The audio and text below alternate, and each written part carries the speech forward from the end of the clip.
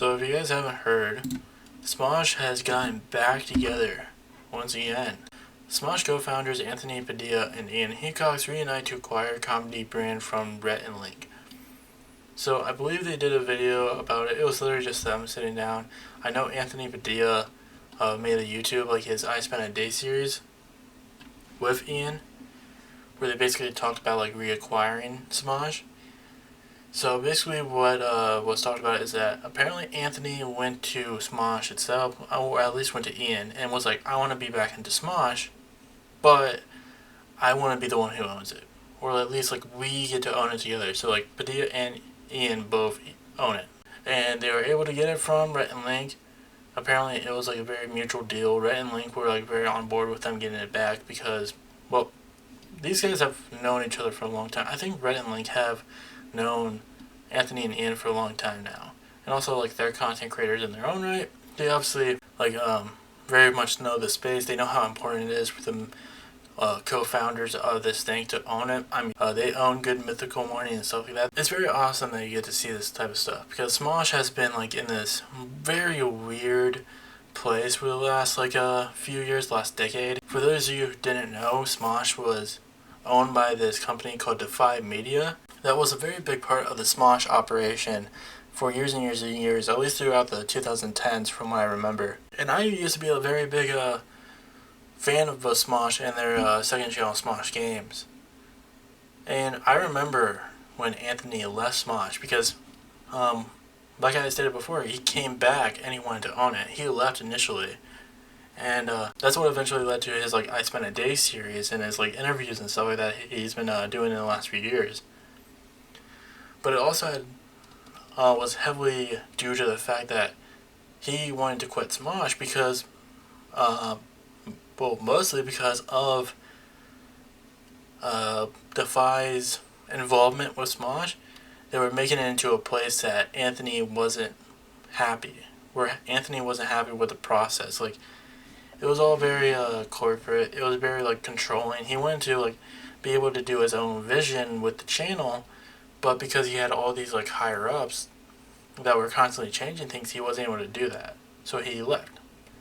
And I believe it was the right thing to do. He continued to grow. Smosh kept going. But after Defy Media kind of shut down, because eventually they shut down completely because I'm pretty sure it was like a problem with a lot of the investors. They were losing a lot of money.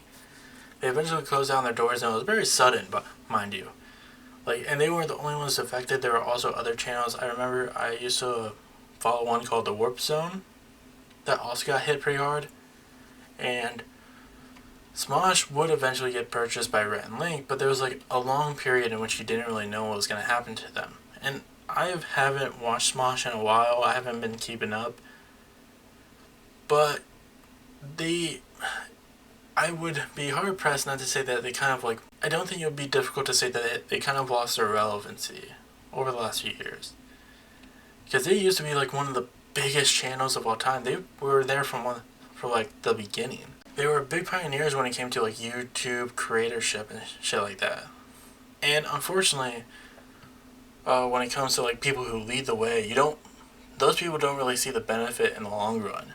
I mean, we saw that with like Tfue, who decided to quit. Like sometimes it can be very hard to keep going. And they've been at it. I'm not trying to like put down what like the Smosh crew has been doing over the years, but like it's pretty hard pressed to say that like they're not as big as they once were. But with a big name coming back with control over the brand in the hands of the two guys who made it, who knows what's going to happen. I'm pretty excited. I'm going to give it a shot. But that's pretty much it for the entire story, for at least this story. Anyways, moving on from that, as everyone probably has heard, there was a missing submarine that was diving into the Titanic wreck site.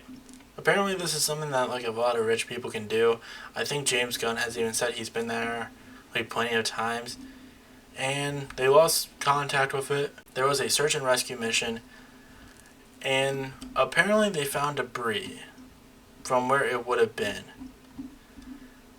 And there was like a time slot when it came to like how long they would be able to survive with like oxygen and shit like that. And It's not hard to say, they're dead. There's no easy way of putting it. They're just dead. People have been memeing this to like the edge of the world and back. There's a lot of memes about this situation. It's pretty funny. It's just rich people who decided to go dive into the Titanic, basically, dying. There's not a lot of sympathy regarding the situation, in all honesty, which I don't really care about. They're billionaires. Like, I don't really have much sympathy for those types of people. Like, you waste your money on this stupid, little vessel to go visit the Titanic. Like, it's not like you're going into the Titanic. You're just looking at it from the outside. Like, I don't know. It's, just kind of dumb. But, there's not much to say about the story that other people haven't already covered. I do want to focus on this little part, though. That's pretty funny to me. Someone found the Twitter of the son of one of, the billionaires who was on the Submarine. And they started, kind of making fun of him. He's been seeing a lot of, weird shit. There's, this one. I got a tattoo of this B word, and she effing dissed me. So, there's I don't know who Alice in Wonderland is. Just, being really psychotic to this person. And people were basically just, fucking... And people were just fucking, going in on this dude. Because, he seemed like a piece of shit. Oh, yeah, he also did this thing, too. I probably won't be able to find the tweet. But, yeah, he, was thirsting over an OnlyFans model after saying, asking for prayers regarding his stepdad who was lost at sea. And, a lot of people were digging into him to the point where he deleted his account. So, I don't know. It's just pretty funny. I don't know. People are probably gonna get mad at this situation. Oh, people are dead. They're millionaires just wasted their money on a stupid submarine trip. I don't give a shit.